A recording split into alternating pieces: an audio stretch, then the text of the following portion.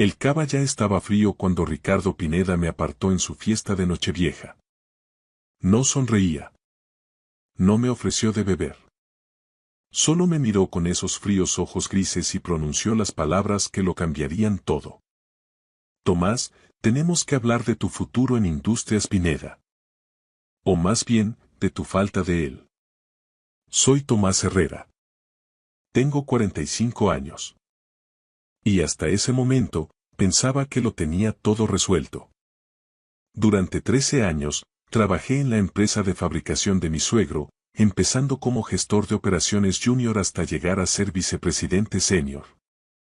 Le di todo a esa empresa. Fines de semana, festivos, tiempo con mi hija que nunca recuperaré. Todo porque Ricardo Pineda me prometió que la lealtad significaba algo en su mundo. Detrás de nosotros, la fiesta estaba en pleno apogeo. Mi esposa, Diana, se reía con su madre cerca de la mesa de los aperitivos. Mi hija de 12 años, Elena, jugaba con sus primos en el salón. Todo el mundo celebraba la llegada del nuevo año, completamente ajenos al hecho de que el mío estaba a punto de terminar. ¿A qué te refieres con mi falta de futuro?, pregunté, manteniendo la voz baja. Estábamos en el despacho de Ricardo, lejos del ruido y de la gente que aún creía que esto era solo una reunión familiar más. Ricardo se apoyó en su escritorio de caoba, el mismo que yo le ayudé a elegir hace 5 años cuando reformó esta oficina. Tienes 45 años, Tomás. No es viejo para un hombre, pero sí para esta industria. Necesitamos sangre nueva, mentes más jóvenes que entiendan hacia dónde se dirige la tecnología. Sentí como si me hubieran dado un puñetazo en el pecho. Ricardo, he estado contigo 13 años. He aumentado la eficiencia de producción en un 40%. He traído contratos por valor de millones. El acuerdo con Santiago fue hace 2 años, me interrumpió. ¿Qué has hecho últimamente? Y lo más importante, ¿qué puedes hacer durante los próximos 20 años? Porque eso es en lo que tengo que pensar. En el futuro de esta empresa. Lo peor era lo casual que sonaba, como si estuviera discutiendo el tiempo en lugar de destruir mi carrera. Como si 13 años de dedicación no significaran nada más que una garantía caducada. Me estás despidiendo, dije, y las palabras me supieron a ceniza en la boca. Estamos reestructurando, corrigió Ricardo. Pero su tono dejó claro que eso era solo lenguaje corporativo para decir lo mismo. Borja Casal va a ocupar tu puesto. Tiene 29 años, un máster del IEI, francamente, aporta una energía a la empresa que necesitamos desesperadamente. Borja Casal. Lo conocía. Joven, ambicioso, el tipo de tipo que usaba trajes caros y hablaba de disrupción como si fuera una religión. Lo habían contratado hace 6 meses como consultor, e incluso yo le había hecho de mentor en algunas de nuestras cuentas más grandes. ¿Cuándo?, pregunté. El 15 de enero será tu último día. Te daremos un paquete de indemnización, por supuesto. 6 meses de nómina y seguro médico por 1 año. Es más que generoso. 6 meses de sueldo tras 13 años de servicio. Más que generoso. La rabia que crecía en mi interior me dificultaba la respiración. ¿Lo sabe Diana?, pregunté. Todavía no. Pensé que querrías decírselo tú mismo. Después de la fiesta, claro. No hay necesidad de arruinar la Nochevieja a todo el mundo. Fue entonces cuando comprendí que esto no era solo una decisión de negocios. Era personal. Ricardo nunca pensó que yo fuera lo suficientemente bueno para su hija. Nunca creyó que un chico de un barrio obrero de Vallecas mereciera ser parte de la familia Pineda. Y ahora que me había sacado 13 años de trabajo, había terminado conmigo. Salí de aquel despacho y me quedé en el pasillo, escuchando los sonidos de la fiesta que se filtraban por las paredes. Risas, música, gente brindando por los nuevos comienzos mientras mi mundo se acababa. Diana seguía junto a la mesa de los aperitivos, pero ahora miraba su móvil, sonriendo a algo en la pantalla. Elena se había acercado al piano y tocaba una melodía con un dedo, con la cara fruncida por la concentración.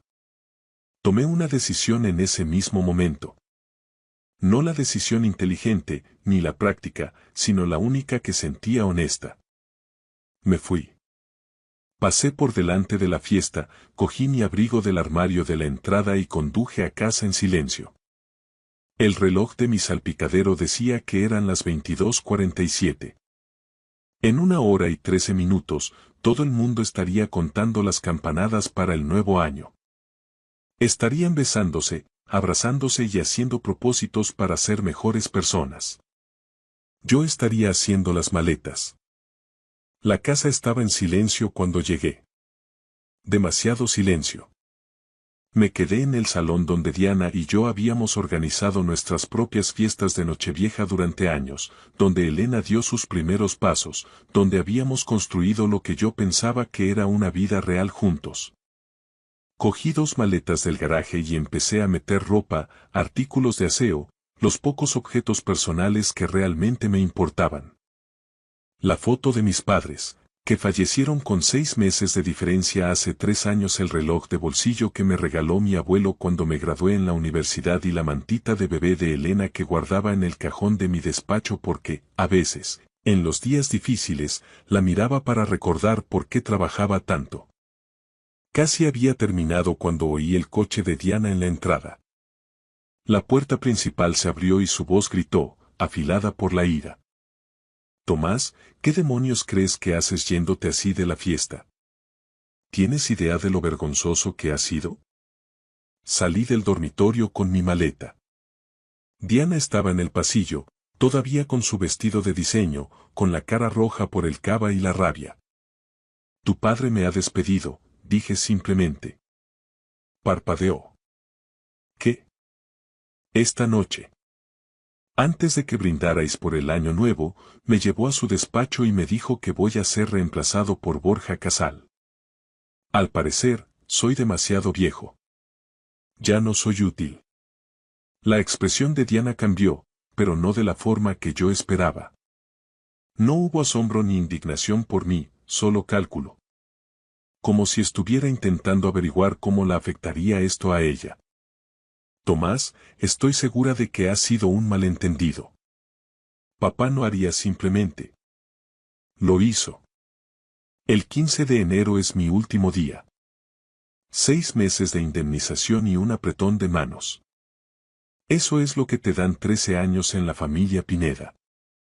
Bueno, quizás si hubiera sido más proactivo a la hora de aprender nuevas tecnologías. Dijo ella. Borja tiene todas esas ideas sobre automatización e integración de IA. Quizá papá solo piensa. Levanté la mano, interrumpiéndola a mitad de la frase. No. No le defiendas. No hagas que esto se trate de que yo no soy lo suficientemente bueno.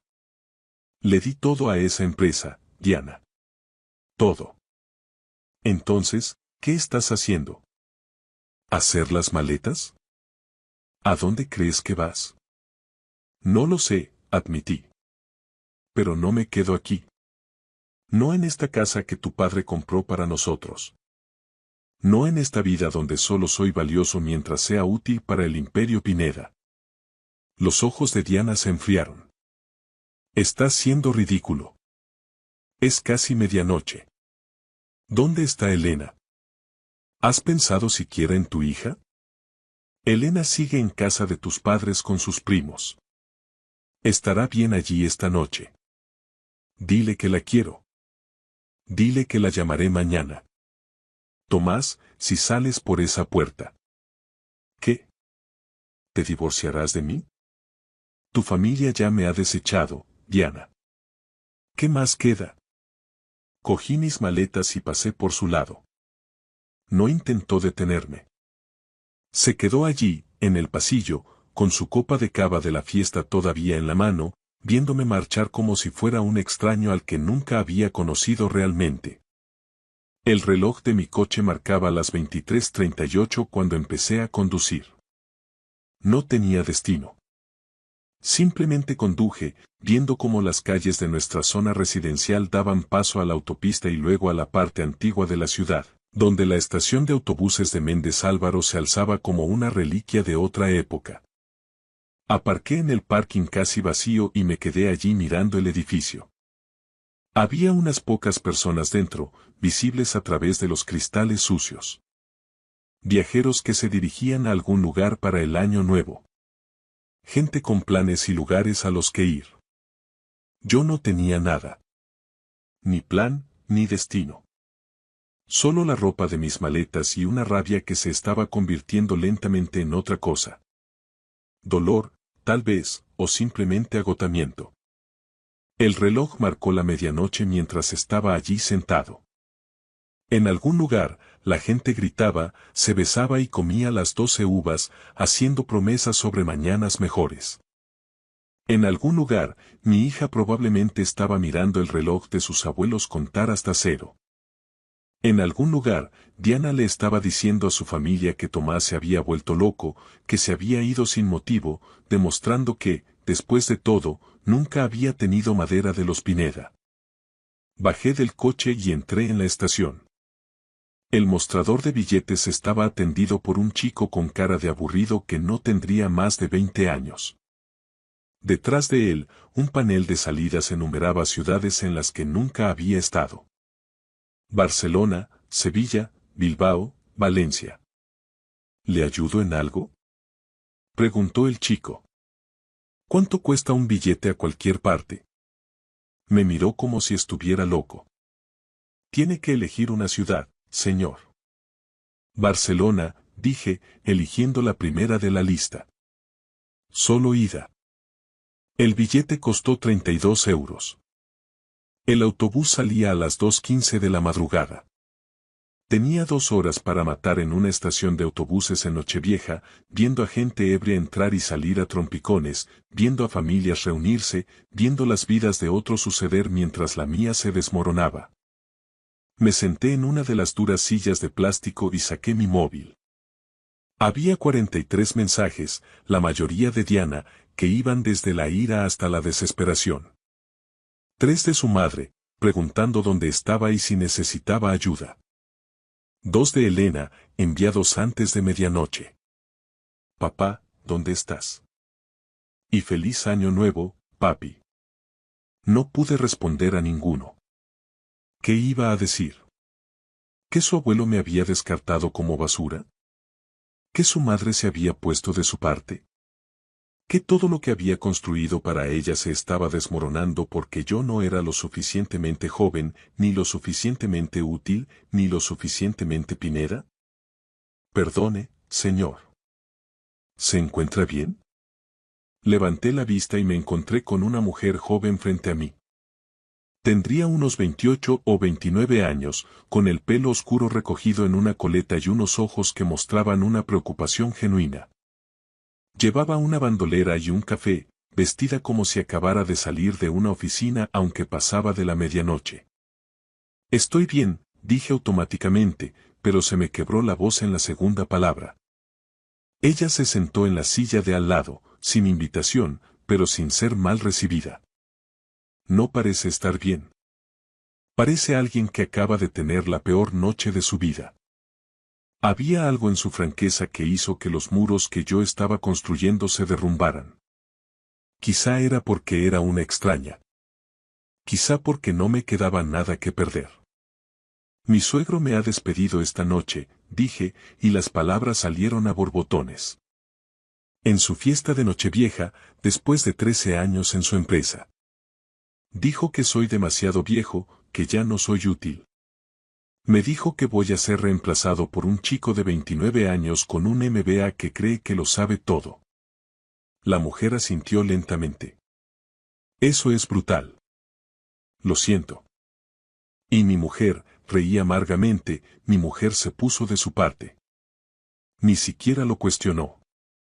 Solo empezó a poner excusas por él, como si yo me lo mereciera de alguna manera. Así que, ¿estás huyendo? Me voy. Hay una diferencia. La hay. Tomó un sorbo de su café. ¿A dónde te lleva ese billete de autobús? ¿A Barcelona o quizás a ninguna parte? Ya no lo sé. Se quedó callada un momento, estudiándome con esos ojos intensos. Luego, sacó su móvil e hizo una llamada. Papá, dijo cuando alguien contestó, lo he encontrado. La miré fijamente. ¿Qué? Sí, estoy segura, continuó por el teléfono, mirándome directamente. Está en la estación de autobuses. Ha comprado un billete a Barcelona, a punto de tirar 13 años de experiencia porque un rico imbécil le ha convencido de que no vale nada. ¿Quién eres? Pregunté, pero ella levantó un dedo, escuchando todavía a quien estuviera al otro lado. Vale, lo llevaré yo. Colgó y se volvió hacia mí. Mi nombre es Victoria Alarcón. Mi padre es Jaime Alarcón. Él dirige Alarcón Soluciones Industriales. El nombre me golpeó como un tren de mercancías. Alarcón Soluciones Industriales era una de las mayores firmas de consultoría industrial del país. Se especializaban en reflotar empresas en quiebra, optimizar operaciones y rescatar negocios moribundos. ¿Por qué estás aquí? Alcancé a preguntar. Porque mi padre me envió a buscar a alguien. A alguien específico. A alguien que aumentó la eficiencia de producción en un 40% en Industrias Pineda. Alguien que consiguió el contrato de Santiago frente a 3 competidores más grandes. Alguien que, al parecer, es lo suficientemente tonto como para pensar que está acabado a los 45. No podía procesar lo que estaba oyendo. ¿Cómo sabes lo de? Mi padre te ha estado siguiendo la pista durante 2 años, Sr. Herrera. Ha estado esperando el día en que Ricardo Pineda fuera lo suficientemente estúpido como para dejarte ir. Y cuando vi la lista de invitados para la fiesta de esta noche y oí rumores de lo que estaba pasando, supe que esta sería la noche. Esto no tiene ningún sentido. Victoria se levantó y me tendió la mano. Ven conmigo. Mi padre quiere conocerte. Y créeme, lo que él ofrece es mucho mejor que un billete de autobús a Barcelona y una vida preguntándote qué pudo haber sido. Miré su mano, luego el panel de salidas, luego de nuevo a ella. Cada parte racional de mi cerebro gritaba que esto era una locura. Pero ese mismo cerebro racional me había dado 13 años de lealtad a un hombre que me había desechado sin pensarlo 2 veces. ¿Qué quiere tu padre? Pregunté. Ofrecerte un trabajo y demostrarte lo que realmente vales. Tomé su mano y me levanté. El billete a Barcelona se quedó en el asiento detrás de mí. Estaba aprendiendo que algunos viajes no están destinados a realizarse. Que algunos finales son solo comienzos disfrazados. Condujimos por las calles tranquilas en el Tesla de Victoria. Las luces de Madrid se reflejaban en los edificios, que ahora parecían diferentes. Todo parecía diferente. Ella no intentó forzar la conversación. Conducía con la confianza de alguien que sabía exactamente a dónde iba y por qué. ¿Puedo preguntarte algo? Dije finalmente. Dispara. ¿Por qué yo? Hay tipos más jóvenes con mejores credenciales, gente con más de escuelas que yo no podría costear. ¿Qué hace que valga la pena ir a buscarme a una estación de autobuses? Victoria me miró de reojo. ¿Sabes lo que dice mi padre de los graduados de las escuelas de negocios? Que conocen todas las teorías, pero ninguna de las realidades. Te pueden decir cómo optimizar un proceso en el papel, pero nunca han estado en una fábrica a las 3 de la mañana intentando averiguar por qué la línea de producción 7 se sigue atascando. Pineda dijo que yo era demasiado viejo. Que no entiendo la nueva tecnología. Pineda es un idiota que heredó una empresa que construyó su padre. ¿Quieres saber lo que reconocen los verdaderos líderes? La experiencia, la sabiduría y la capacidad de resolver problemas que no tienen respuestas del libro de texto. Entramos en el parking de un rascacielos de la Castellana. Incluso a la 1 de la madrugada de un 1 de enero, el edificio estaba iluminado. ¿Tu padre trabaja en Año Nuevo? Mi padre trabaja siempre que hay trabajo por hacer. ¿Te gustará? El ascensor nos llevó a la planta 27. Las puertas se abrieron directamente a una recepción que gritaba éxito. Arte moderno, muebles elegantes, ventanales de suelo a techo con vistas a la ciudad. Pero no era ostentoso, era seguro de sí mismo. La diferencia lo era todo. Jaime Alarcón estaba junto a las ventanas cuando entramos, con una taza de café en la mano. Tendría unos 65 años, con el pelo plateado y una presencia que llenaba la habitación. Al girarse, vi los ojos de Victoria en su rostro. Tomás Herrera, dijo, cruzando la sala con la mano extendida. Gracias por venir. Su apretón de manos fue firme, y noté los callos en su palma. No era un hombre que hubiera pasado su vida detrás de un escritorio de nogal. Había trabajado con sus manos, construido cosas, entendía lo que significaba el trabajo real. Sr. Alarcón, agradezco esto, sea lo que sea, pero estoy confundido sobre por qué estoy aquí. Estás aquí porque Ricardo Pineda es un necio y yo no. Señaló un sillón de cuero. Siéntate. Hablemos. Victoria desapareció en otra oficina, dejándonos solos. Jaime se acomodó frente a mí. He estado siguiendo tu carrera durante 3 años, dijo. Desde que reflotaste la planta de Pineda en Valencia. ¿Recuerdas ese proyecto? Lo recordaba. La planta de Valencia había estado perdiendo dinero a espuertas, al borde del cierre. Pasé 6 meses allí, viviendo en un hostal barato, trabajando 16 horas al día para diagnosticar los problemas e implementar soluciones. Para cuando me fui, la instalación volvía a ser rentable. Se salvaron 53 puestos de trabajo. Recuerdo que no solo salvaste esa instalación, Tomás, dijo Jaime. Cambiaste fundamentalmente cómo operaba. Escuchaste a los operarios, a la gente que realmente fabrica los productos, e implementaste sus sugerencias. Eso es poco común. La mayoría de los consultores vienen con soluciones prefabricadas que ignoran el elemento humano. Gracias, pero... No he terminado, Jaime se inclinó hacia adelante. Después de eso, te vi manejar el acuerdo con Santiago. 3 empresas más grandes pujando contra ti. Todas ofreciendo precios más bajos. Pero tú no solo vendiste productos. Vendiste relaciones. Entendiste lo que Santiago necesitaba, no solo lo que pedía. Sr. Alarcón, ¿por qué me cuenta esto? Porque quiero que dirijas mi división de operaciones. Autonomía total, un salario de 6 cifras con bonos por rendimiento y una participación en el capital de la empresa. Supervisarás a 12 gerentes regionales y serás responsable de 500 millones en operaciones anuales. La cifra me golpeó como agua fría. Eso es mucho más de lo que ganaba con Pineda. Eso es lo que vales, Tomás. Lo que siempre has valido. Ricardo Pineda fue demasiado estúpido para verlo. Me eché hacia atrás en la silla, con la mente acelerada. Pero no tengo un MBA. No tengo las credenciales que... Tienes 13 años de experiencia en el mundo real. Tienes el tipo de conocimiento práctico que no se puede enseñar en una escuela de negocios. Y lo más importante, tienes algo de lo que carece la mayoría de la gente en esta industria. Integridad. ¿Cómo lo sabe? Jaime sonrió. Porque cuando reflotaste la planta de Valencia, podrías haberte llevado todo el mérito, escribir un informe destacando tu brillantez y hacerte quedar como el héroe.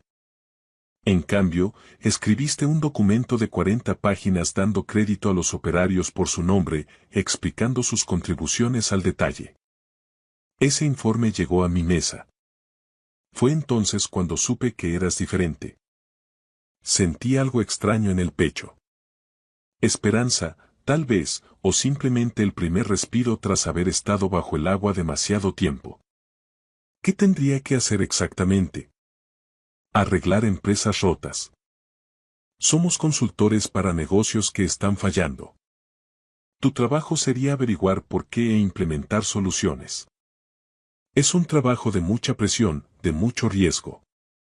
Viajarás, trabajarás muchas horas, te enfrentarás a problemas imposibles, pero también cambiarás vidas, salvarás empleos y construirás algo que importe. Era todo lo que yo había querido hacer con Pineda, pero nunca me lo permitieron. Ricardo me había mantenido en roles operativos, gestionando sistemas existentes en lugar de transformarlos. ¿Cuándo empezaría? El 2 de enero. Mañana. ¿Tu hija? Hizo una pausa. Elena, ¿verdad? Tiene 12 años. El hecho de que supiera el nombre de mi hija debería haber sido inquietante, pero de alguna manera no lo fue. Era minucioso. Demostraba que había hecho sus deberes. ¿Cómo sabes lo de Elena? Porque mi trabajo es conocer a la gente que contrato. Te vas a divorciar. Lo haré pronto. Jaime asintió. Entonces necesitarás flexibilidad para los acuerdos de custodia. Podemos trabajar desde casa 2 días a la semana. Tendrás control total sobre tu horario mientras el trabajo se haga. Esto parece demasiado bueno para ser verdad. No lo es. Es simplemente lo que ocurre cuando alguien reconoce tu valor en lugar de explotarlo. Miré por las ventanas a la ciudad. En algún lugar, Diana probablemente estaba llamando a su padre, diciéndole que me había ido. Elena probablemente estaba llorando, preguntándose por qué su padre no estaba allí al despertar el día de Año Nuevo. Ricardo Pineda probablemente ya estaba planeando cómo vender mi partida como una renuncia en lugar de un despido. ¿Qué pasa con Industrias Pineda? Pregunté. ¿No habrá un conflicto de intereses? Jaime se rió. Ricardo Pineda lleva años vendiendo por debajo del coste de sus competidores, haciendo imposible que las empresas más pequeñas sobrevivan. Yo no hago negocios con hombres así, y tú tampoco lo harás más. Así que esto también trata de hundirle.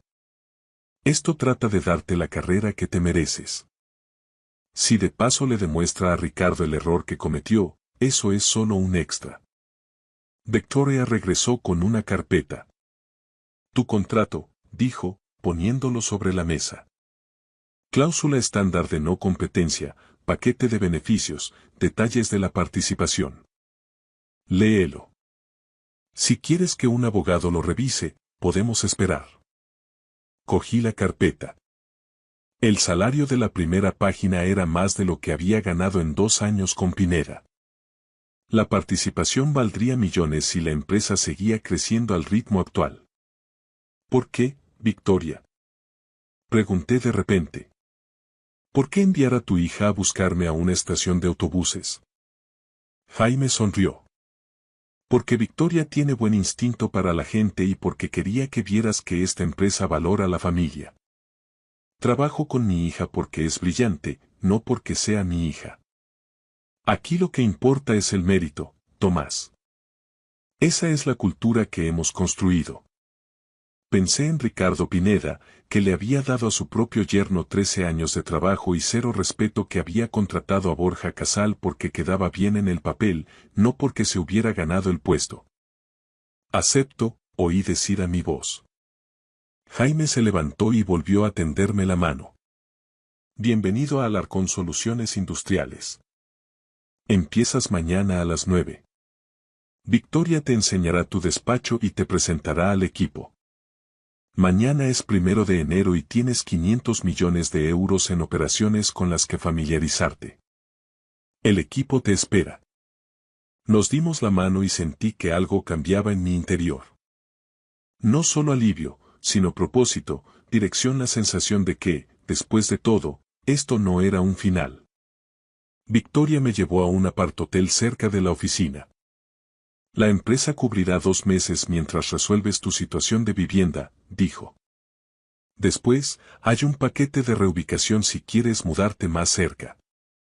Necesito ver a mi hija. Por supuesto. Tómate la mañana.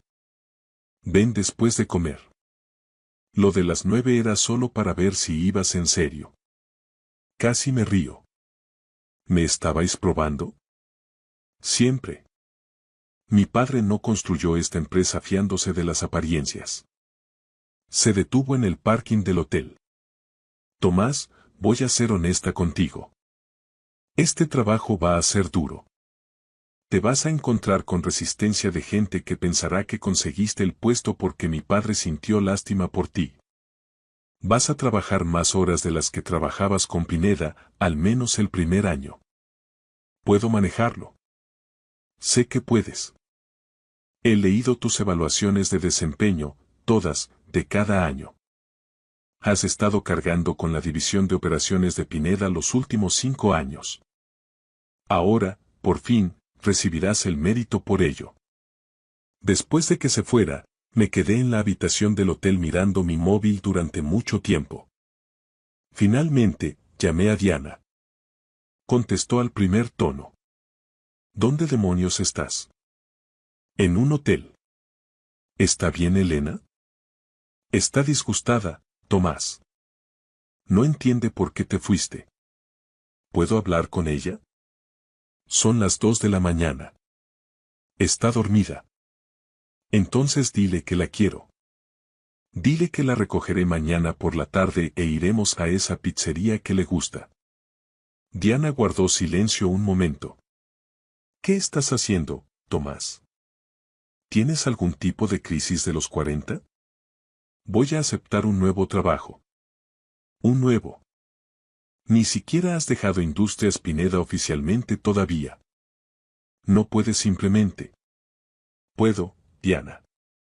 Tu padre dejó muy claro esta noche que ya no soy valioso para él. Así que he encontrado a alguien que reconoce lo que valgo. Esto es una locura. No. Quedarme en una empresa que me trataba como basura habría sido la locura. Esto soy yo respetándome por fin lo suficiente como para marcharme. Elena necesita estabilidad. Necesita que su padre no ande por ahí tomando decisiones impulsivas. Elena necesita que su padre le demuestre que no se permite que la gente te trate como si fueras prescindible. La llamaré por la mañana. Colgué antes de que Diana pudiera responder. Luego apagué el teléfono y me quedé dormido por primera vez en meses sin ese peso en el pecho. A la mañana siguiente, 1 de enero, me desperté a las 6, no porque sonara la alarma, sino porque mi cuerpo estaba acostumbrado a los madrugones tras 13 años de condicionamiento. Me duché, me puse uno de los trajes que había metido en la maleta y me miré al espejo. El hombre que me devolvía la mirada parecía diferente. Más ligero, como si se hubiera quitado una carga que llevaba tanto tiempo que había olvidado lo que era estar erguido. Encendí el móvil. 72 mensajes. Ignoré la mayoría y llamé directamente al número de Elena. ¿Papi? Su voz sonaba pequeña, preocupada. Hola, cariño. Siento lo de anoche. Mamá dijo que habías dejado el trabajo y que te habías ido. Dijo que podrías mudarte lejos. No lo dejé, pequeña. El abuelo Ricardo me despidió, pero he conseguido un trabajo mejor, uno muy bueno. Y no me voy a mudar a ninguna parte sin ti. ¿Lo prometes? Lo prometo. ¿Qué te parece si te recojo a mediodía? Comeremos pizza y helado y te lo contaré todo. ¿Puedo quedarme en tu nuevo sitio esta noche? Miré a mi alrededor en la habitación del hotel. No era mucho, pero era mía. Por supuesto. Prepara tu bolsa para pasar la noche. Después de colgar con Elena, llamé a mi abogado. Se llama Martín Cruz. Contestó a pesar de ser año nuevo. Tomás, ¿todo bien? Necesito que gestiones mi divorcio y necesito que te asegures de que mi paquete de indemnización de Industrias Pineda esté blindado. Sin resquicios, sin cláusulas que puedan perjudicarme después. ¿Diana lo hizo finalmente? Su padre lo hizo. Es una larga historia. ¿Puedes ayudar? Ya estoy redactando los papeles. Tendré algo para que lo revises el viernes. A mediodía, conduje hasta la casa de Ricardo Pineda. Mis manos estaban firmes en el volante, mi mente despejada. Diana me recibió en la puerta con Elena detrás, con la mochila lista. Tenemos que hablar de esto, dijo Diana. No, no tenemos que hacerlo. Martín Cruz se pondrá en contacto contigo para los trámites del divorcio. Puedes hablar con él. Tomás, estás siendo infantil. Estoy siendo honesto. Por primera vez en 13 años, soy completamente honesto sobre lo que quiero y lo que merezco. Elena pasó corriendo por delante de su madre y me abrazó. Te echaba de menos, papi. Yo también a ti, cariño. Vamos a por esa pizza. Mientras nos alejábamos, Elena estuvo callada un rato. Luego dijo. ¿Es por lo que el abuelo Ricardo te dijo? ¿Oíste eso? Oí a mamá y a la abuela hablando de ello esta mañana. Dijeron que el abuelo solo hacía lo mejor para la empresa. Que deberías entender que no es personal. Aparqué en la pizzería y me giré hacia mi hija. Elena, quiero que recuerdes algo. Cuando alguien te dice que tratarte mal no es personal, está mintiendo. Todo lo que hacemos a los demás es personal. Y si alguien te hace sentir que no eres valiosa, que no eres suficiente, te marchas. Buscas a gente que vea lo que vales. Como tu nuevo trabajo. Exactamente como mi nuevo trabajo. Durante la comida, le conté todo sobre Jaime Alarcón y Victoria, sobre el nuevo puesto y las oportunidades que vendrían. Elena escuchaba con esa atención seria que solía reservar para sus libros favoritos. ¿Así que vas a ayudar a otras empresas? Preguntó. Vas a arreglar cosas rotas, hacerlas mejores. Eso es lo que siempre hacías en la empresa del abuelo. Sí, pero ahora podré hacerlo a mi manera, y podré pasar más tiempo contigo. Elena sonrió, la primera sonrisa real que le veía en meses. Bien. Me gusta cuando estás en casa. Esa noche, Elena se quedó dormida en el sofá-cama de la habitación del hotel mientras veía una película. Yo me senté en el pequeño escritorio a leer el contrato que me había dado Jaime. Cada cláusula, cada beneficio, cada responsabilidad. Era legítimo. Era real. Era todo lo que Pineda me había prometido pero nunca había cumplido. Mi móvil vibró con un mensaje de Victoria. Mañana va a ser intenso. Descansa y felicidades por tomar la decisión correcta. Escribí. Gracias por todo. Su respuesta no tardó en llegar. Dale las gracias a mi padre. Yo solo fui la mensajera. Pero, por lo que vale, me alegro de que te unas a nosotros. Necesitamos gente a la que de verdad le importe lo que hace. A la mañana siguiente, dejé a Elena con Diana antes de dirigirme a la sede de Alarcón Soluciones Industriales. La oficina estaba bulliciosa a pesar de ser 2 de enero. La gente se movía con propósito. Victoria me recibió en el ascensor. ¿Listo? Todo lo que puedo estarlo.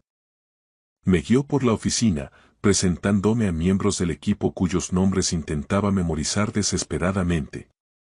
Estaba Marcos, el coordinador de logística Sara, la analista de operaciones que se graduó en el MIT a los 19 años y David, el gerente regional que había reflotado 3 instalaciones en 2 años. Todos eran jóvenes, talentosos y estaban completamente enfocados en el trabajo. Sin política, sin puñaladas por la espalda, solo competencia y respeto. Mi despacho estaba en la planta 27, con ventanales a la ciudad. Era 3 veces el tamaño de mi oficina en Pineda, con un escritorio de verdad y espacio suficiente para pensar. Reunión de equipo en 30 minutos, dijo Victoria. presentarás tu enfoque de gestión de operaciones. Mi padre quiere escuchar tu filosofía antes de asignarte tu primer proyecto. Eso es rápido. Así trabajamos aquí. Ir despacio es caro. Rápido e inteligente gana. La sala de reuniones estaba llena. 23 personas me miraban con expresiones que iban de la curiosidad al escepticismo. Jaime estaba en la cabecera, tranquilo y expectante. A todos, este es Tomás Herrera. Se hace cargo de la división de operaciones, dijo. Tomás, el suelo es tuyo. Me puse de pie, con el corazón acelerado. Este era el momento. O demostraba que merecía la oportunidad o confirmaba las sospechas de que era solo un caso de caridad. No voy a fingir que tengo todas las respuestas, empecé. Pero he pasado 13 años aprendiendo que funciona y que no en la fabricación. Y lo más importante que he aprendido es esto. No se puede arreglar una empresa desde una sala de juntas. Se arregla desde la planta. Marco se inclinó hacia adelante. ¿A qué te refieres? Me refiero a que la gente que realmente hace el trabajo sabe más sobre lo que está roto que cualquier consultor. Mi trabajo no es venir con soluciones prefabricadas. Es escuchar, aprender e implementar cambios que tengan sentido para cada situación específica. Sara levantó la mano. ¿Pero qué hay de la estandarización? La eficiencia entre múltiples instalaciones. La estandarización es importante, pero no a costa de la efectividad. Cada instalación es diferente. Diferentes trabajadores, diferente equipo, diferentes desafíos. Tienes que adaptar tu enfoque a la realidad del terreno. Las preguntas se sucedieron rápidamente. Preguntas duras e inteligentes que me obligaron a defender mi filosofía con detalles específicos. Al final de la hora, estaba exhausto pero eufórico. Jaime asintió con aprobación. Tu primer encargo es la planta de Zaragoza. Están perdiendo 200.000 euros al mes y el cliente quiere cerrarla. Tienes 90 días para reflotarla o recomendar el cierre. Victoria irá contigo como analista principal. 90 días. 200.000 euros al mes en pérdidas. Todo dependía de mi primer proyecto. ¿Cuándo salimos? Pregunté. Mañana por la mañana, vuelo de las 6. Esa noche llamé a Elena para darle las buenas noches. Me voy a Zaragoza una temporada, cariño. Pero volveré todos los fines de semana. ¿A arreglar cosas rotas? Exactamente. Estoy orgullosa de ti, papi. Esas 4 palabras significaban más que cualquier salario, título o validación de Jaime Alarcón. Mi hija estaba orgullosa de mí. Eso era lo que importaba. La planta de Zaragoza estaba peor de lo que esperaba. Equipo anticuado, trabajadores desmoralizados y una dirección que se había desconectado hacía meses. Pero era exactamente para lo que me habían entrenado. Victoria y yo pasamos 3 días solo escuchando. Hablamos con operarios, personal de mantenimiento, supervisores. Todos tenían ideas sobre lo que fallaba. Casi todos tenían sugerencias sobre cómo arreglarlo. ¿Por qué nadie ha implementado estas soluciones? Preguntó Victoria a uno de los operarios veteranos. Porque nadie nos preguntó nunca, respondió. Los consultores que vinieron antes miraron un par de días, escribieron un informe y se fueron. Nunca hablaron realmente con nosotros. Ese se convirtió en nuestro enfoque. Cada mañana trabajábamos en la propia planta, conociendo el equipo, entendiendo el flujo de trabajo, experimentando los problemas de primera mano. Cada noche recopilábamos notas y desarrollábamos soluciones basadas en lo que los trabajadores nos habían dicho. A los 30 días, habíamos reducido las pérdidas a 120.000 euros al mes. A los 60 días, estábamos en el punto de equilibrio. A los 90 días, la planta era rentable por primera vez en 3 años. Jaime voló para la revisión final. Recorrió la planta, habló con los mismos trabajadores y revisó nuestros informes. Tomás, dijo mientras estábamos en el parking viendo llegar el turno de tarde, esto es exactamente lo que sabía que podías hacer. Fue un esfuerzo de equipo. Victoria fue fundamental. Sí, lo fue. Pero tú lo dirigiste. Te ganaste su confianza. Eso es liderazgo. 6 meses después de empezar mi nuevo trabajo, recibí una llamada de Borja Casal. Había estado dirigiendo mi antigua división en Industrias Pineda durante 5 meses. Tomás, soy Borja. Necesito tu consejo. ¿Sobre qué? Sobre todo. La planta de Valencia está fallando otra vez.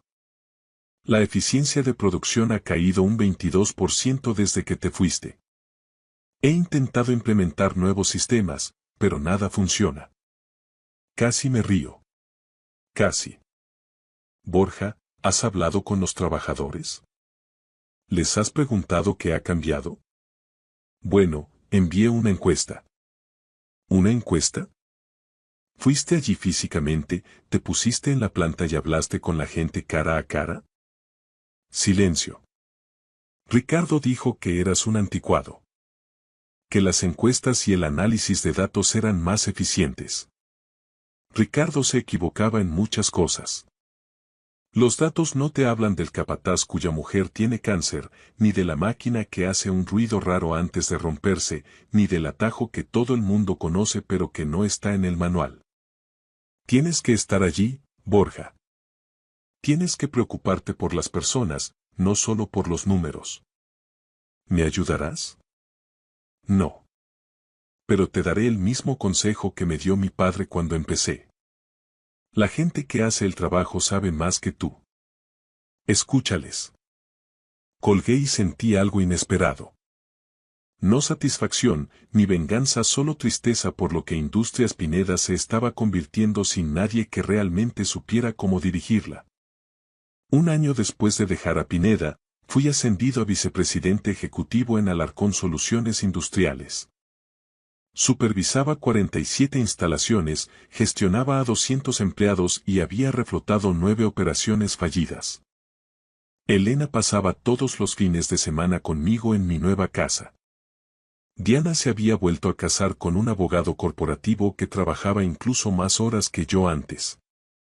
Parecía feliz, y me alegraba genuinamente por ella. La empresa de Ricardo Pineda empezó a perder contratos importantes. Los clientes no estaban contentos con el declive de la calidad. Borja Casal dimitió tras 8 meses, quemado y roto por un puesto para el que no estaba preparado. No me sentí bien por ello. Solo me sentí agradecido de haber encontrado a gente que valoraba lo que yo aportaba. La llamada llegó un martes por la tarde. Victoria entró en mi despacho con el móvil en la mano. Tienes que ver esto. Era un artículo de noticias. Industrias Pineda solicita el concurso de acreedores. Leí los detalles lentamente. 3 años de ingresos decrecientes, intentos fallidos de modernización, pérdida de clientes clave. Ricardo Pineda dejaba el cargo de CEO. ¿Cómo te sientes? Preguntó Victoria. Triste. Esa empresa emplea a 300 personas. Todos perderán sus trabajos porque Ricardo fue demasiado orgulloso para reconocer lo que tenía. ¿Podrías comprarla? La miré. ¿Qué? Papá ya está haciendo los números. Industrias Pineda podría adquirirse por unos 15 millones de euros. No es nada para nuestra cartera. Tú podrías dirigirla. Arreglarla. Salvar esos empleos. La idea era una locura y perfecta al mismo tiempo. Pensé en esos 300 trabajadores, gente con la que había trabajado durante 13 años, amigos, colegas, personas con familias e hipotecas cuyas vidas estaban a punto de ser destruidas. Prepara la reunión. 3 semanas después, entré en el despacho de Ricardo Pineda como el nuevo CEO de Industrias Pineda. El edificio era el mismo. Los muebles eran los mismos. Pero todo lo demás era diferente. Ricardo seguía allí, recogiendo sus cosas personales. Levantó la vista y algo en su expresión se desmoronó. Tomás. Ricardo. ¿Has venido a regodearte? No. He venido a salvar los empleos de 300 personas que no merecen sufrir porque tú tomaste malas decisiones. Se hundió en su silla. Me equivoqué contigo. Sí, te equivocaste. Pero no estoy aquí por eso. Estoy aquí porque esta empresa todavía tiene valor. Los trabajadores todavía tienen talento. Los clientes todavía tienen necesidades. Simplemente olvidaste cómo conectar esas cosas. ¿Qué vas a hacer? Voy a arreglarla de la misma manera que arreglé otras 9 empresas. Escuchando a la gente que realmente hace el trabajo. Ricardo asintió lentamente. Diana dice que eres feliz. Elena habla de ti como si fueras una especie de héroe. No soy un héroe. Solo soy un hombre que finalmente comprendió que mi valor no proviene de la opinión de otra persona. Proviene de lo que sé que puedo hacer. Se levantó y me tendió la mano. Buena suerte, Tomás. Esta empresa merece a alguien que se preocupe por ella. Nos dimos la mano y lo vi salir de la oficina que había sido suya durante 30 años. Luego llamé a Victoria. Reúne al equipo. Tenemos trabajo que hacer. Durante los siguientes 18 meses, reflotamos Industrias Pineda por completo. Recuperamos a antiguos clientes, mejoramos equipos y procesos. Elena tenía ahora 14 años, edad suficiente para entender lo que había pasado.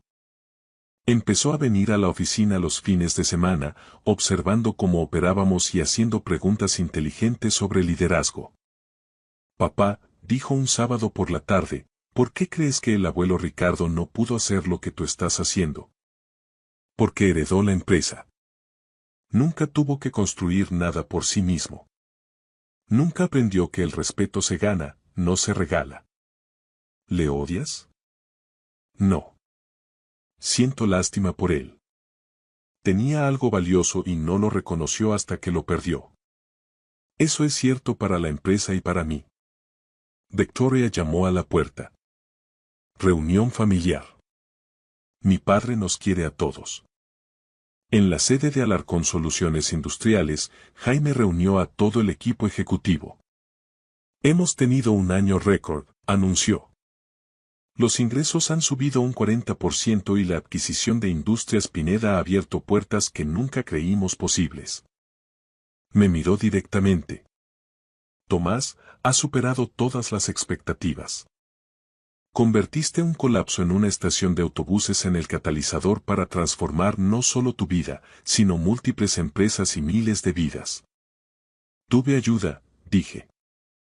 Victoria me encontró. Tú me diste una oportunidad. Los equipos hicieron el trabajo real. Pero tú los guiaste. Eso es lo que importa. Después de la reunión, Jaime me apartó. Me jubilo en 2 años. Victoria asumirá el cargo de CEO, pero te quiero a ti como presidente y CEO. Dirigirás la parte operativa por completo. Jaime, no sé qué decir. Di que sí y recuerda que el hombre que te dijo que eras demasiado viejo y que no eras útil solo tenía miedo de alguien que realmente sabía cómo hacer el trabajo. Acepté, por supuesto. Y mientras conducía a casa esa noche, pensé en aquel momento en la estación de autobuses cuando todo parecía perdido y una extraña con ojos amables me preguntó si estaba bien. A veces estar roto es la única manera de descubrir de qué estás hecho realmente. A veces, las personas que te desechan solo están dejando espacio para las personas que reconocerán tu valor. Y a veces, la mejor venganza no es la venganza en absoluto. Es simplemente vivir bien, construir algo real y demostrar a quienes te subestimaron exactamente lo que perdieron. Me llamo Tomás Herrera. Tengo 48 años. Soy el presidente y CEO de Alarcón Soluciones Industriales y el CEO de Industrias Pineda. Soy padre de una hija increíble que ya es más inteligente de lo que yo seré nunca. Y hace 3 años, estaba sentado en una estación de autobuses pensando que mi vida se había acabado cuando, en realidad, solo estaba empezando. Tu valor no lo determinan las personas que no logran verlo. A veces, lo mejor que puede pasar es que alguien vea tu valor cuando tú apenas puedes verlo por ti mismo. Recuerda. Nunca eres demasiado viejo, nunca estás demasiado roto y nunca es demasiado tarde para empezar de nuevo y construir algo mejor de lo que perdiste. Gracias por escuchar mi historia hasta el final. Si resonó contigo, dale like, escribe en los comentarios qué fue lo que más te tocó y no olvides decir de dónde eres. Suscríbete al canal, vienen muchas más historias. Fue mi propio hijo quien me tendió una trampa y me envió a prisión por un delito que jamás cometí. Dañó a su propia sangre. Creyeron que este viejo estaba acabado, sin poder y en el olvido, pero nunca imaginaron lo que estaba a punto de suceder. Con solo una llamada, todo cambiaría. Antes de contarles cómo empezó todo, quiero saber quién escucha esta historia de traición y venganza. Las paredes de la celda estaban húmedas, oliendo a hormigón viejo, sudor seco y esperanza podrida. Sin embargo, para mí, Mateo de la Vega, esas paredes se habían convertido en un calendario. Con la punta de mi uña, áspera y astillada, tracé otra pequeña línea vertical cerca de la pata de mi catre de hierro. 729. Mañana sería el día 730. Mañana saldría del centro penitenciario de Madrid Pi, en Aranjuez. Inhalé profundamente, llenando mis pulmones con el aire estancado de la meseta que sabía a óxido y arrepentimiento. El calor veraniego convertía la celda en un horno, incluso de noche. Me senté con las piernas cruzadas en el fino colchón que había sido mi cama durante 2 años. Antes de esto, dormía en una cama king size en mi palacete de La Moraleja. Antes de esto, yo era Mateo de la Vega, fundador de Sistemas de la Vega, valorada en 65 millones de euros. Ahora, solo era el interno a 47239. Los recuerdos llegaron como una inundación. La Audiencia Nacional, la mirada gélida del juez. Y allí, en el estrado de los testigos, mi propio hijo, Adrián de la Vega, con un traje de Armani perfectamente planchado y una tristeza manufacturada en su rostro. Amaba a mi padre, señoría, su voz había temblado. Pero no puedo justificar sus actos. Empujó a Elena por las escaleras. Estaba embarazada. Mató a mi hijo nonato. Luego vino Elena, la mujer de Adrián, sentada en una silla de ruedas, sujetándose el vientre liso. Lágrimas de cocodrilo rodaban por sus mejillas. El señor de la Vega me gritó, sollozó. Luego me empujó. Sentí como mi bebé moría. Mentiras. Cada palabra era una mentira. Había ido a la oficina de Adrián aquel día para confrontarlo por una malversación de fondos. 1,5 millones de euros desaparecidos de las cuentas de la empresa. Pero nunca toqué a Elena. Ella misma se había tirado por las escaleras. La cámara de seguridad había sufrido un fallo técnico misterioso durante esos minutos cruciales, dejando solo las imágenes de mí en la parte superior con el rostro lleno de furia. Cuando el mazo golpeó la mesa y escuché la sentencia de 2 años, mi mundo se derrumbó. Vi a Adrián abrazar a Elena y, en ese momento, capté una mirada. No era culpa, sino un cálculo frío. La mirada de alguien que acababa de eliminar el único obstáculo para su herencia. Intenté luchar, pero Adrián se movió rápido. Presentó una petición de urgencia para congelar mis cuentas, alegando que yo era mentalmente inestable. Sin acceso a mi dinero, no pude contratar a los abogados de la calle Serrano que podrían haberme salvado. Me quedé con un abogado de oficio desbordado de trabajo que apenas miró mi caso antes de aconsejarme que me declarara culpable. Me negué. Fui a juicio y perdí. Mateo, ¿estás soñando despierto otra vez? Una voz ronca me interrumpió. Era Paco Beltrán, mi compañero de celda. Un hombre de unos 60 años cumpliendo condena por estafa fiscal. Mi único compañero en este infierno. Solo contando los días, Paco, respondí en voz baja. Mañana sales libre, dijo Paco, doblando su uniforme. Si yo fuera tú, estaría dando gracias a la Virgen. Pero estás demasiado tranquilo, Mateo. Como quien va a por el pan, no como quien sale del hoyo. Esbocé una leve sonrisa que no llegó a mis ojos. Porque el verdadero infierno no está aquí, Paco, susurré. El verdadero infierno está ahí fuera, esperándome. Paco arqueó una ceja, pero no dijo nada. Me puse de pie y caminé hacia el espejo agrietado sobre el lavabo. El hombre que me devolvía la mirada era diferente. El pelo con vetas grises, el rostro endurecido, los ojos más oscuros. Había perdido 10 kilos, no por la mala comida, sino por la rabia que ardía en mi interior como un horno. Pensé en Isabel, mi esposa durante 30 años, fallecida hace 3, antes de que pudiera ver en qué se había convertido nuestro hijo. Adrián, Elena, pronuncié los nombres como maldiciones. Mañana estarían esperando fuera con periodistas, escenificando una reconciliación, interpretando sus papeles. Pero yo había aprendido a ser paciente en esta celda. La paciencia era un arma, y la venganza era un plato que se servía frío. Yo había mantenido el mío en el congelador durante 2 años. La puerta de la celda se abriría en pocas horas, y cuando lo hiciera, el infierno saldría conmigo. Horas de visitas. El sonido de zapatos caros resonó por el pasillo. Adrián venía de nuevo. Visita para De la Vega, dijo el oficial Martínez. Su hijo dice que es urgente. Cerré mi libro. El último intento desesperado. Por supuesto. La sala de visitas estaba dividida por un cristal. Al otro lado vi a Adrián en su traje de 3.000 euros, con aspecto cansado. Bien. A su lado se sentaba Elena, luciendo más delgada. Mejor aún. Adrián agarró el teléfono. Esperé antes de levantar el mío. Papá, por favor, la voz de Adrián se quebró. Solo firma la transferencia del fondo fiduciario. 2 millones. La empresa lo necesita. La auditoría empieza mañana. Hola para ti también, hijo, lo corté fríamente. Elena se acercó, las lágrimas ya formándose. Padre, nos hemos encargado de todo mientras no estaba. Mantuvimos Sistemas de la Vega a flote.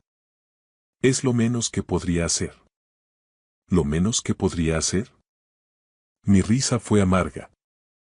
¿Sentarme en esta jaula por un crimen que no cometí mientras vivís en mi casa? Mi casa, corrigió Adrián bruscamente. Ahora soy el consejero delegado. Esos activos son tanto míos como suyos. Nada es tuyo, Adrián. No hasta que yo esté muerto. Un movimiento detrás de Adrián captó mi atención. Una figura en la puerta.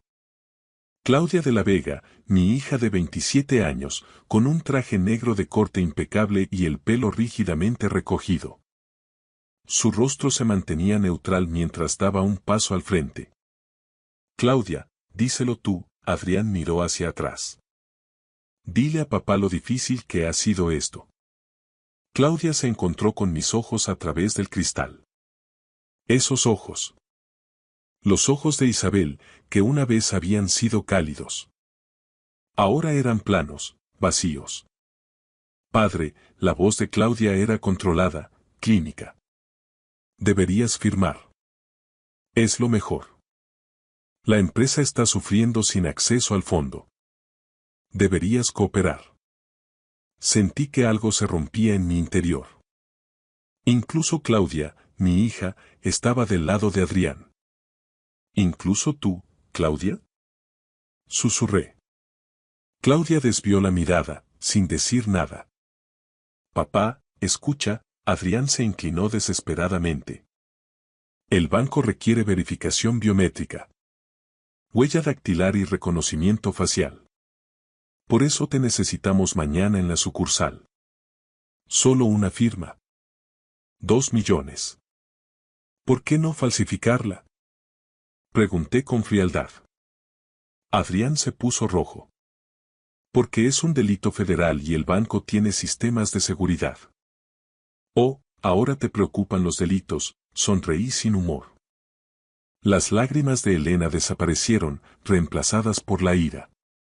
Viejo estúpido. Estás destruyendo todo por despecho.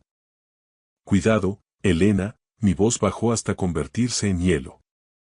No tengo nada que perder. ¿Y tú? Adrián golpeó la mesa. Mañana saldrás de aquí sin nada, viejo. Sin dinero, sin familia, sin poder. Nosotros lo controlamos todo ahora. Me incliné hacia adelante, con los ojos clavados en mi hijo. Ya lo veremos, Adrián, dije suavemente. Mañana te enseñaré lo que significa realmente no tener nada. Me levanté y colgué el teléfono. A través del cristal, la boca de Adrián se movía, gritando. Elena señalaba, pero yo le di la espalda. Mientras caminaba hacia el oficial Martínez, oí la voz tranquila de Claudia a través del cristal. Adiós, padre. No nos vemos mañana.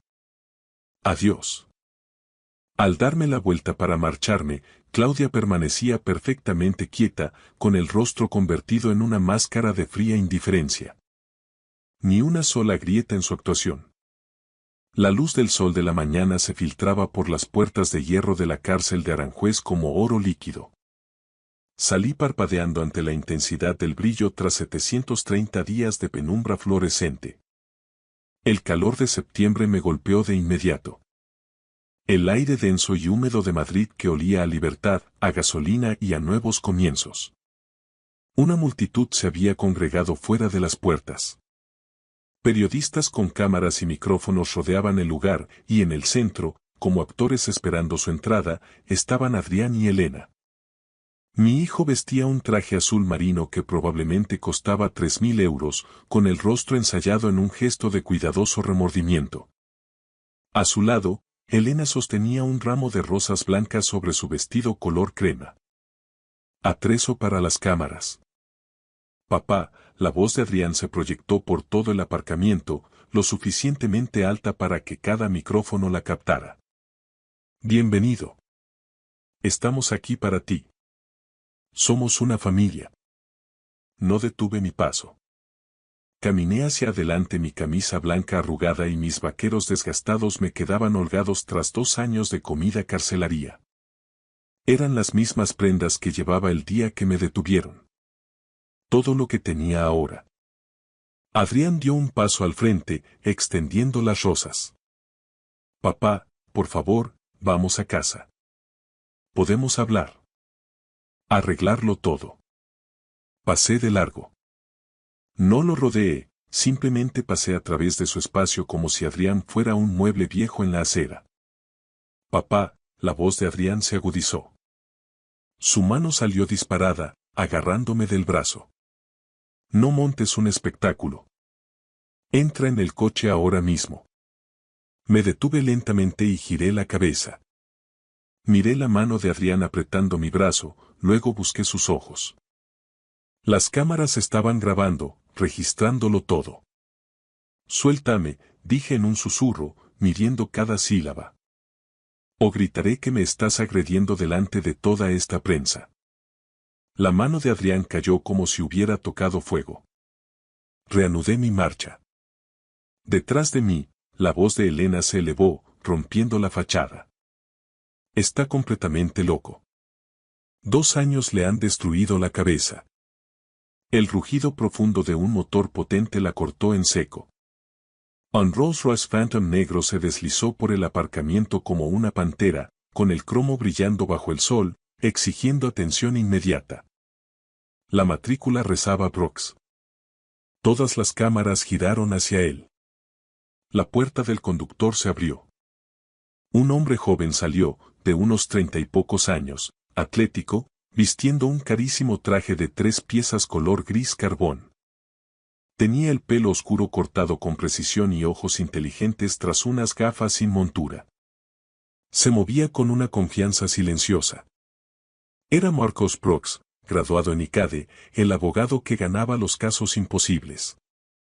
Adrián había intentado contratarlo el año pasado para una demanda corporativa, pero Brox se había negado sin dar explicaciones.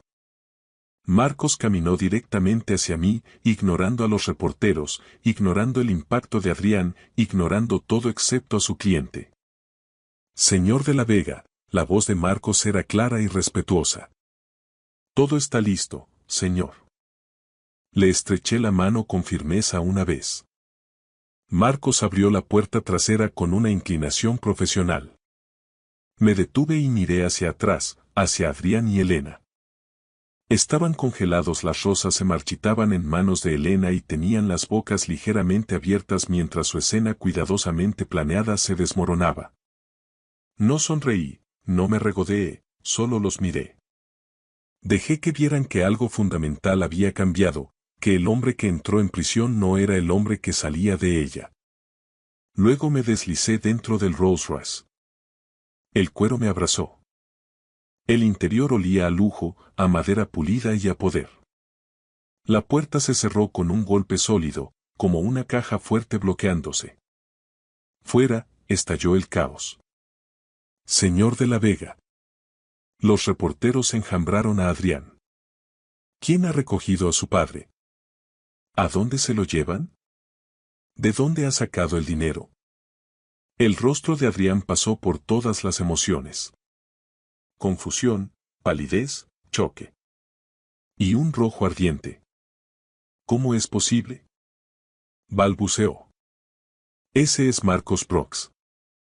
Elena agarró el brazo de Adrián, perdiendo la compostura. Dijiste que nos había rechazado. Dijiste que tu padre no tenía nada. A través de los cristales tintados, vi cómo la comprensión nacía en el rostro de mi hijo. Había calculado mal. Me había subestimado. El juego no había terminado, estaba empezando. Marcos se sentó en el asiento del conductor y pulsó el botón de arranque. El motor ronroneó. ¿A dónde, señor? Marcos me miró por el espejo retrovisor. Me eché hacia atrás, cerrando los ojos. Mi primer aliento verdaderamente libre en 2 años. Al santuario, dije en voz baja. Necesito lavarme su rastro. Y después, comenzaremos la guerra. El ático del Hotel Ritz-Carlton ocupaba toda la planta 42.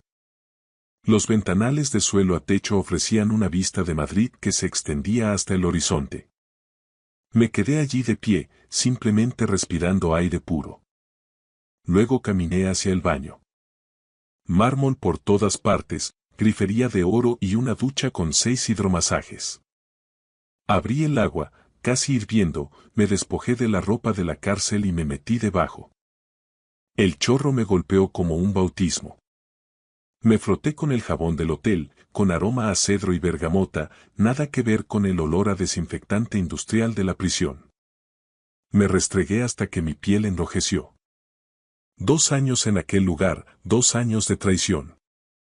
Las lágrimas brotaron calientes como el agua, silenciosas. Me apoyé contra el mármol y las dejé caer.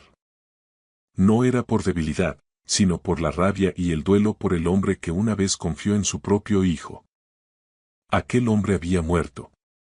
Cuando salí envuelto en un albornoz de felpa, Marcos Brox me esperaba en el salón, pero no estaba solo. Una mujer mayor estaba sentada en los sillones de cuero, con la espalda recta, de más de 60 años, el pelo plateado corto, ojos afilados y un traje de chaqueta gris marengo. Señor de la Vega, dijo Marcos poniéndose de pie, le presento a Beatriz Valdés. Era la mejor abogada penalista de España. Terminó su propia condena justo antes de que me encarcelaran a mí por corrupción corporativa. Fui el chivo expiatorio, dijo Beatriz con una sonrisa sin calidez. 5 años por negarme a traicionar a mi cliente. Salí hace 6 meses.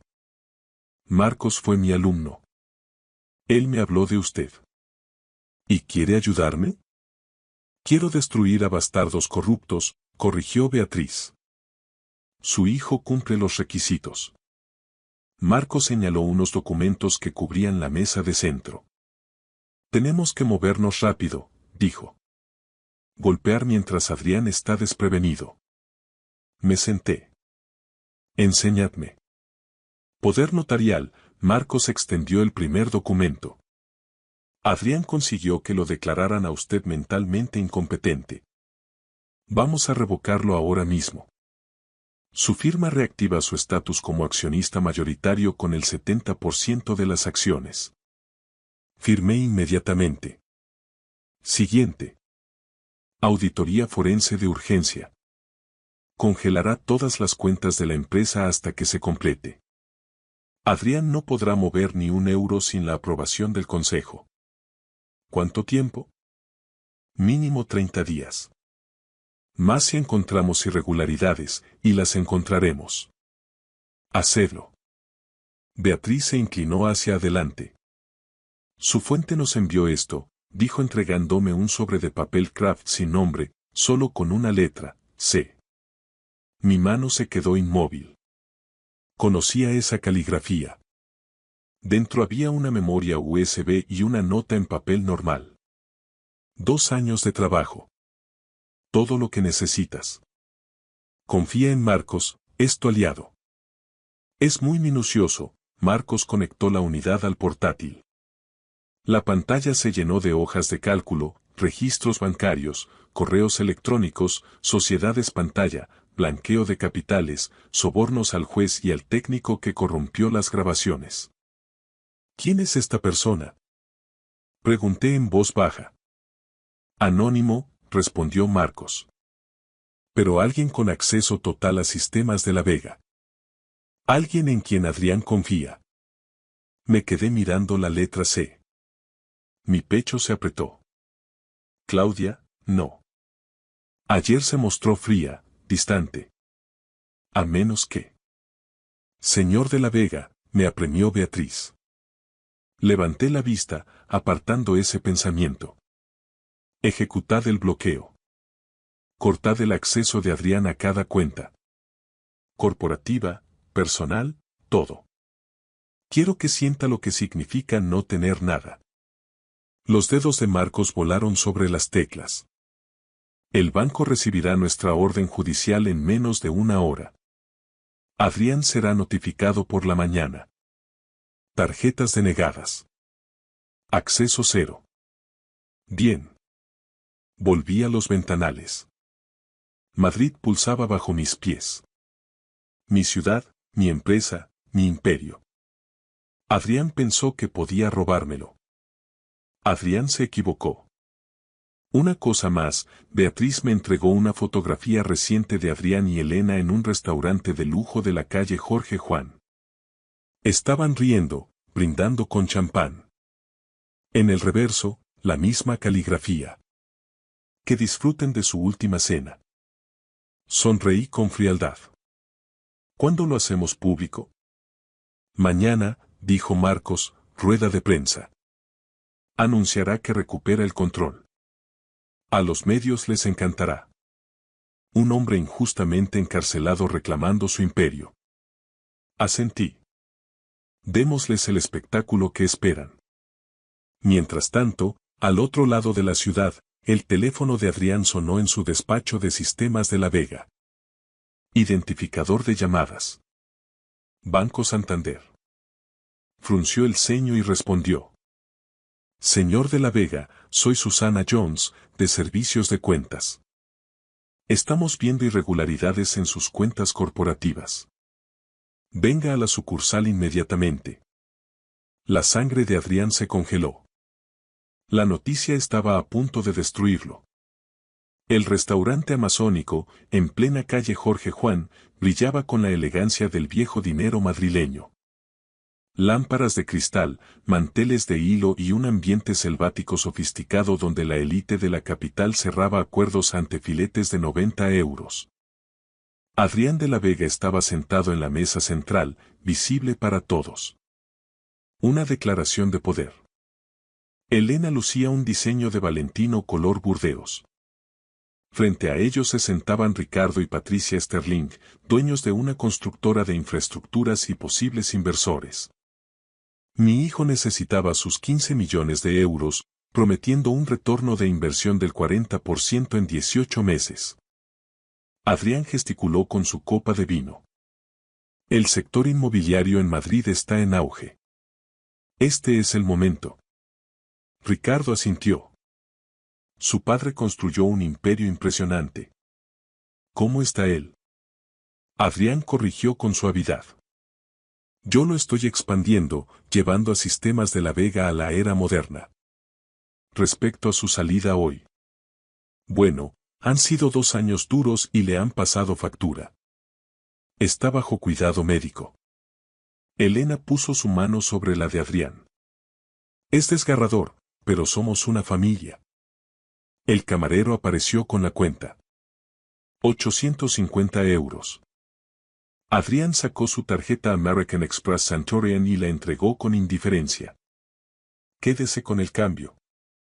El camarero la pasó por el datáfono. Beep. Denegada. Frunció el ceño y lo intentó de nuevo. Beep. Denegada.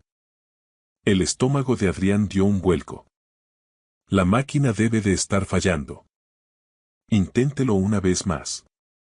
Tercer intento. Beep. Lo siento, señor. Dice. Contacte con su entidad. Patricia y Ricardo intercambiaron miradas. Un fallo del sistema bancario, segaramente, río Adrián demasiado alto. Elena, usa la tuya. Elena buscó torpemente su tarjeta vinculada a la misma cuenta. Beep. Denegada. Se hizo un silencio sepulcral. Llamaré a finanzas, dijo Adrián levantándose abruptamente, arrastrando la silla. Caminó hacia la entrada con el teléfono en la oreja. Gerardo Thompson, el director financiero. Gerardo, ¿por qué no funcionan las tarjetas? La voz de Gerardo sonó aterrorizada. Señor de la Vega, he estado intentando localizarle. Todas las cuentas de la compañía están bloqueadas. Orden de la CNMV a las 5 de la tarde. Auditoría forense de emergencia. El mundo de Adrián se tambaleó. ¿Qué? ¿Bajo qué autoridad? Bajo la de su padre. Mateo ha reactivado su estatus de accionista mayoritario. El consejo se ha puesto de su parte. Sigue siendo el fundador. Yo soy el consejero delegado. Su nombramiento se basó en un poder notarial que él ha revocado, dijo Gerardo con calma. Legalmente, nunca dejó de ser el presidente. La transferencia de 2 millones de esta mañana ha sido cancelada y marcada como sospechosa. Todo está bloqueado hasta que la auditoría termine. ¿Y Adrián? Enciende la tele. Adrián se giró hacia la pantalla plana del bar. La Sexta Noticias. Yo estaba en un podio con el logo de Sistemas de la Vega detrás. Me veía sano, fuerte y furioso. El rótulo decía: Mateo de la Vega anuncia su regreso y una reestructuración total. Yo, Mateo de la Vega, como legítimo propietario y presidente, anuncio una reestructuración completa de la directiva con efecto inmediato. Mi voz sonó clara. Mientras estuve encarcelado injustamente, ocurrieron irregularidades financieras masivas, desvío de fondos y proyectos mal gestionados. Se tomarán medidas legales contra todos los responsables. Mis ojos parecieron atravesar la cámara hasta clavar la mirada en Adrián. Esta empresa será saneada de arriba abajo. La pantalla cortó a los reporteros. Adrián se quedó petrificado. Cada par de ojos en el restaurante estaba puesto en él. Ricardo le enseñaba algo a su mujer en el móvil. El camarero merodeaba con la cuenta impagada. Elena apareció siseando. Adrián, la gente está mirando. ¿Qué está pasando? Adrián no podía hablar. Vio su reflejo en los adornos de latón. El rostro de un hombre que acababa de darse cuenta de que no tenía nada. Su móvil vibró. Un número desconocido. Disfruta de tu última cena. C. No era solo una tarjeta denegada. Era un jaque mate. Han pasado 3 días desde mi salida.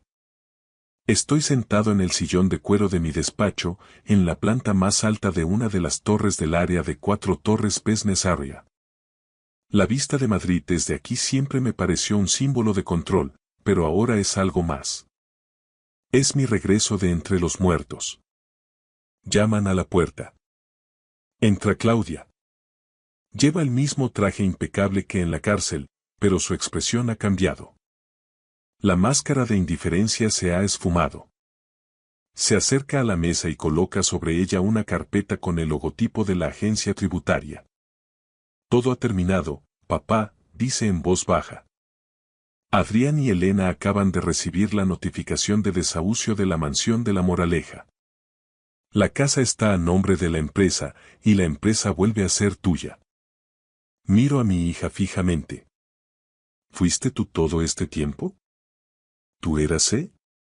Le pregunto, aunque en el fondo ya conocía la respuesta. Claudia asiente, y por fin los ojos le brillan con lágrimas contenidas. Tuve que hacerlo, papá. Cuando Adrián te tendió la trampa, comprendí que si me enfrentaba a él abiertamente, nos destruiría a los dos y borraría las últimas pruebas de tu inocencia. Tuve que jugar el papel de la hermana fiel para ganarme su confianza y acceder a sus cuentas cifradas y a los mensajes con el técnico que borró el video. He vivido 2 años en un infierno, fingiendo que te odiaba. Me levanto y, por primera vez en mucho tiempo, abrazo a mi hija. Me has salvado, Claudia. Has salvado el imperio. Lo hemos salvado, me corrige ella. Adrián está ahora mismo en dependencias policiales. Lo acusan de fraude, falso testimonio y malversación.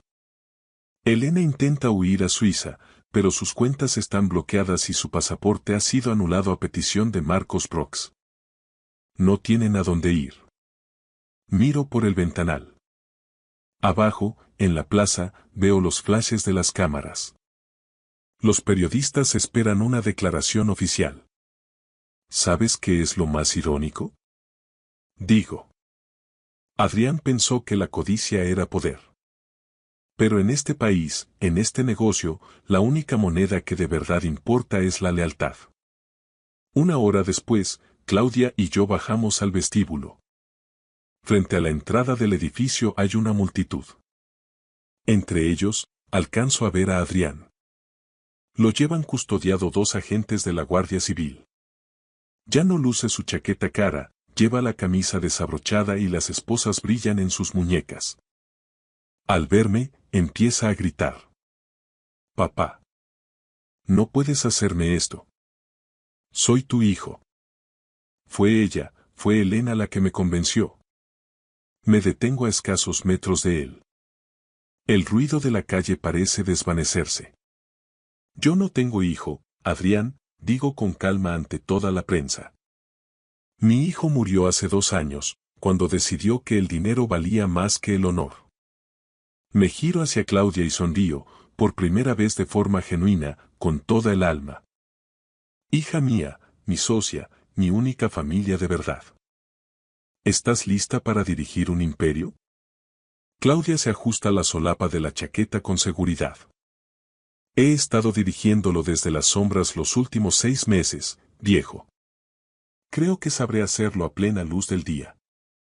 Suelto una carcajada. Es la primera vez que río de verdad en años.